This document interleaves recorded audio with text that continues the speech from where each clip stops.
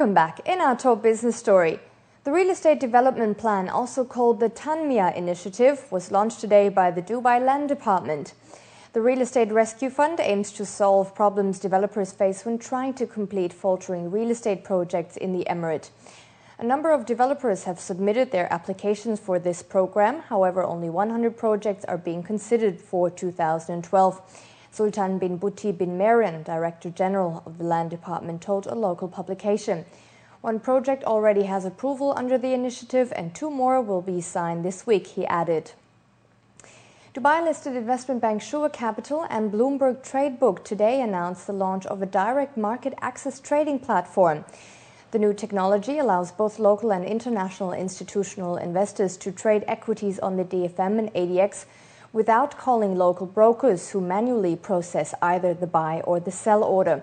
The trading platform is connected to the Bloomberg Professional Service, a real-time financial information tool commonly used by investors around the world. The new direct trading platform will revolutionize the UAE brokerage industry, Shura said, by changing the way investors access and trade UAE equities. Investments into the UAE's industrial sector increased by over 29 billion dirhams last year, the Ministry of Economy said in a statement yesterday, highlighting the growth trends in the sector. This increase shows that the sector is on track to become one of the major forces in the UAE economy in the coming years. The UAE Ministry of Economy, Sultan bin Zayed Al Mansouri, sees the industrial sector contributing 25% to the country's GDP in the coming years.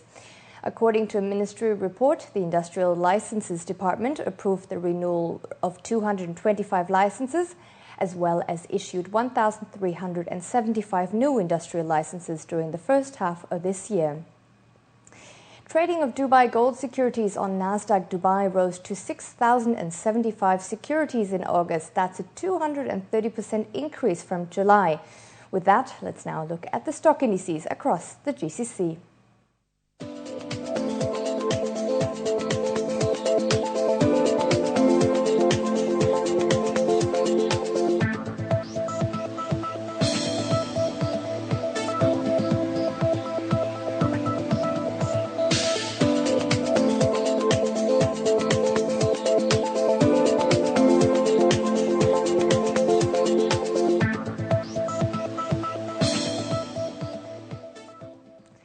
World business news. Swiss bank UBS raised the estimate for the amount lost on rogue equity trades to $2.3 billion on Sunday. Meanwhile, CEO Oswald Grübel said this incident will surely have an influence on the strategy of the investment bank. UBS shocked markets on Thursday when it announced unauthorized trades had lost it $2 billion, which were now revised upwards. UBS accuses London trader Kweku Oduboli of concealing unauthorized speculative trading in various S&P 500, DAX and Eurostoxx index futures over the last 3 months by creating fake hedging positions. 3 years ago, SocGen trader Jérôme Kerviel did the same, which resulted in a loss of $6.7 billion. Therefore, questions arise why history repeated itself and why trading security controls within banks are still insufficient. Also, the scandal has prompted calls for UBS Investment Bank to be shrinked plus split into a separate unit from its core wealth management business.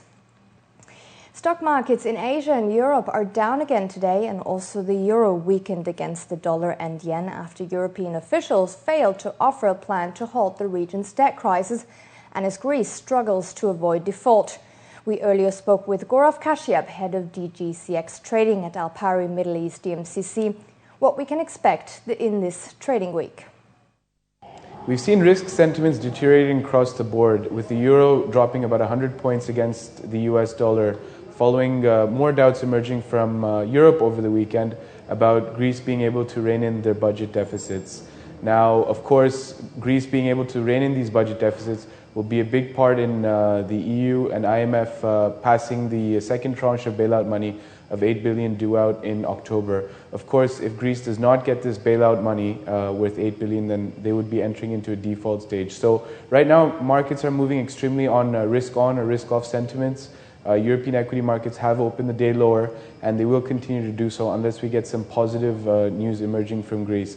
Now, we will see the Greek ministers meeting later in the day today to discuss aggressive ways of trying to reduce the budget deficit by a combination of raising taxes or reducing government spending.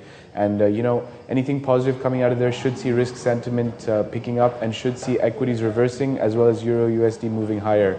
On the flip side, we also are watching out for the FOMC rate decision due out this Wednesday. Of course, we're expecting interest rates to remain between 0 and 0.25%, no changes there.